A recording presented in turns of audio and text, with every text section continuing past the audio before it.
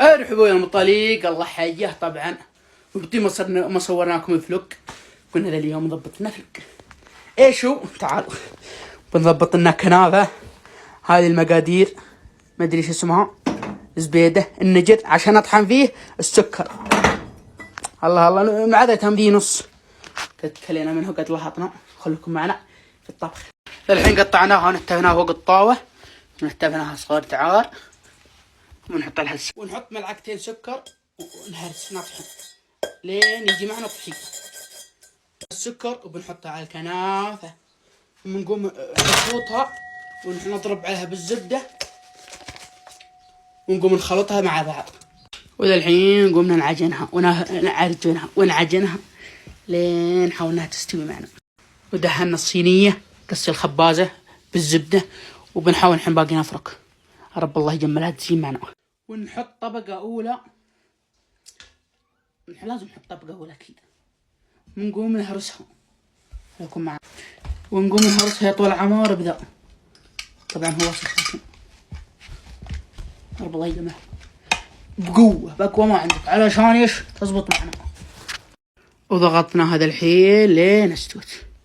لازم نحط منها الحروف، نحط منها عجينه كذا الحروف ذي كامله. وبنحط الكميره ذي ما ادري ايش اسمه، جيمر، قشطه جيمر. ونقوم نحط عانها يابسه.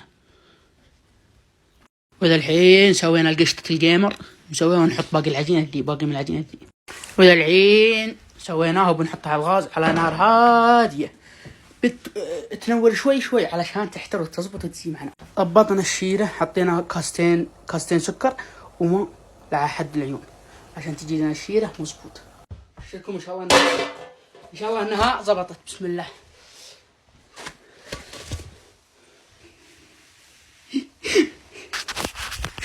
انا بالواجه انا باقي بيها معي بنردها. ومره ثانيه ما رديناها على الغاز نشوف. هو والله زبطت، اقسم بالله زبطت.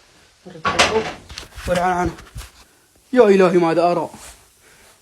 نحط عليها الشيره، وذا الحين نسقيها بالشيره.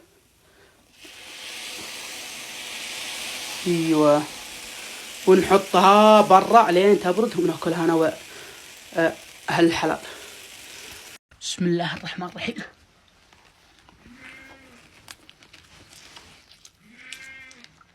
نعطيها تقريبا 9 من 10. والمعدة على تأخير طولنا المقطع على ما قال لايكات يكسب الأول. خلونا اقسم بالله 9 من 10. السلام عليكم.